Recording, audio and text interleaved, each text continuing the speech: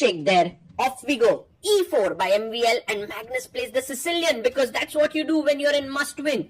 He plays E6, knight to C3 played, and now Magnus goes A6. We have pawn to D4 and queen takes. Wow, instead of taking with the knight, he takes with the queen, allowing black to develop with a tempo here. Magnus, bit surprised, he calms himself down. You know, Magnus would be knowing that this is not the best way to play here. So, but it's new territory. So he's thinking for himself, because knight C6, he knows that MVL would be prepared. So he goes B5.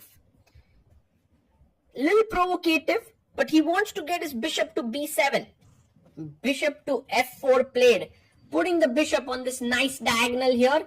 The bishop comes out to B7. And now MVL, can he long castle and go all out in this position? He goes for it, long castle. And Magnus brings his knight out to F6. Black is lagging behind in development. But sometimes, you know, you need to find the right pieces for your square, right squares for your pieces. You don't need to just bring them out. So for example, if you push E5, there's knight D5 here. So bishop comes out to D3, defending the pawn here in the center, and knight to C6 could be an idea.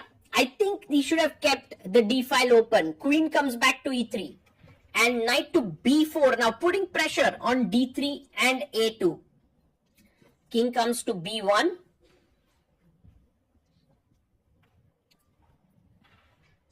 And rook to C8 played. The idea is to sacrifice the rook on C3. This exchange sacrifice is very dangerous, and you can see that Magnus already has things flowing for him. He has the bishop coming out here. The rook is well placed. The knight is well positioned. Okay, the king is in the center, but can white open up the position? A3 played. Now, knight takes is a very interesting move. Knight takes bishop, but bishop C5 and intermezzo can be played. Magnus is thinking and goes for it. Bishop C5 on the board. And now queen comes back to E2. Knight takes bishop. Okay, taking with the pawn does make some sense because later you want to push D4. But then if pawn takes, maybe there's B4 coming. You could take with the rook to double. You can take with the queen maybe even. But nothing looks very appetizing here. He takes with the rook. I think makes sense. He wants to double down the D file. B4, lovely move by Magnus. Bishop takes and bishop E5, defending the knight here. You could see the speed at which MVL played that move. It's amazing. Short castles here by Magnus, getting his king to safety. This is why Sicilian is such a fighting opening.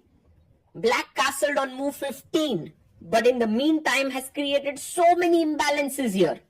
Now the rook is looking here, the bishop is here. Queen could jump into A5. The D pawn, which was earlier weak, is now no longer that relevant. MVL also low on time. He has 1 minute 20 seconds.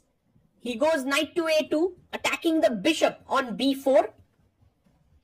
And the bishop needs to move away. But where should the bishop go is the question. Should it go to A5? Should it go to C5 back? Maybe back to E7. Not a bad idea because then with bishop E7 it defends the knight. Oh, Magnus is like, I don't even need to move the bishop. Takes on F6. Surprising move. Queen takes. He chops off another pawn, but this is not a good move. Bishop C6. Magnus is playing on his feel, but his feel is always correct. More often than not, it's correct. Rook, bishop C6 attacks the rook. The rook comes back. And now black, in spite of being a pawn down, is clearly better. Lovely move by Magnus. Bishop C5. Now no longer can you take it. I have the two bishops. The rook is coming in to attack on B2. The A pawn can run down the board. A lot of issues in this position for MVL and only 50 seconds to solve all of them.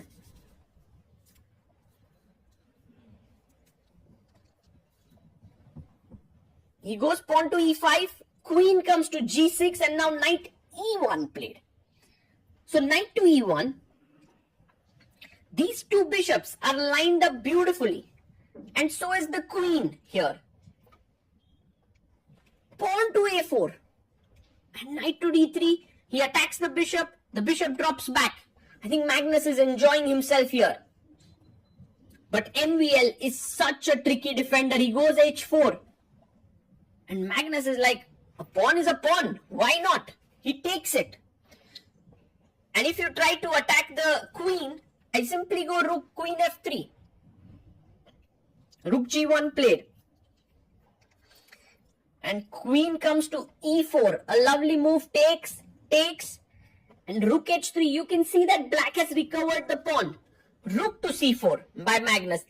And now, even though the material is equal, the two bishops dominate completely. There's pressure on the c2 point. Okay, you have to go c3. c3, this is pinned, but somehow the rook defends it. The king is coming up. So c3 played.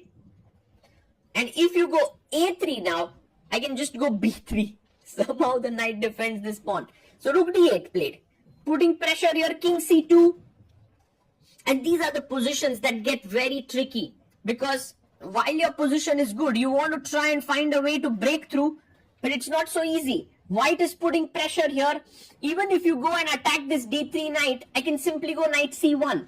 So Magnus, there's a lot to learn here from Magnus. How he breaks through in such positions. I think, firstly, you have to defend this. I mean, you can be very, very calm about it and make a move like rook e4 or rook f4 and give up this pawn. But g6 is a lovely move, and look at this decision. F takes. Why? Because you have the h passer, knight c1, and now rook e4, threatening rook takes pawn because this is pinned. Very small, very little threats, but very strong ones. Rook e3, and now Magnus like, I take, and boom, h5. The h pawn is brilliant. King comes to d2. And how do you make progress? King g7, bring all the toys to the party. Rook b8, putting pressure on b2. King comes up to f3. And g5 played, making space for the bishop. e4 and a check.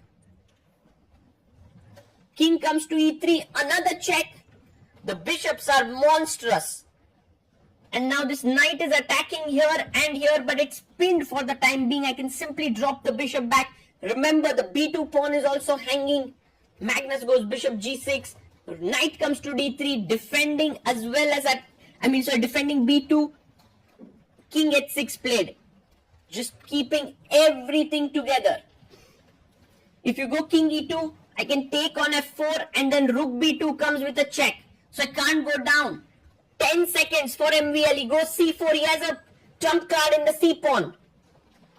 Can Magnus keep his cool and calm? Rook f8 played. Pawn to c5. Bishop e8. Ooh, what a maneuver. He's going here. He wants to take this and take here. You can't save it.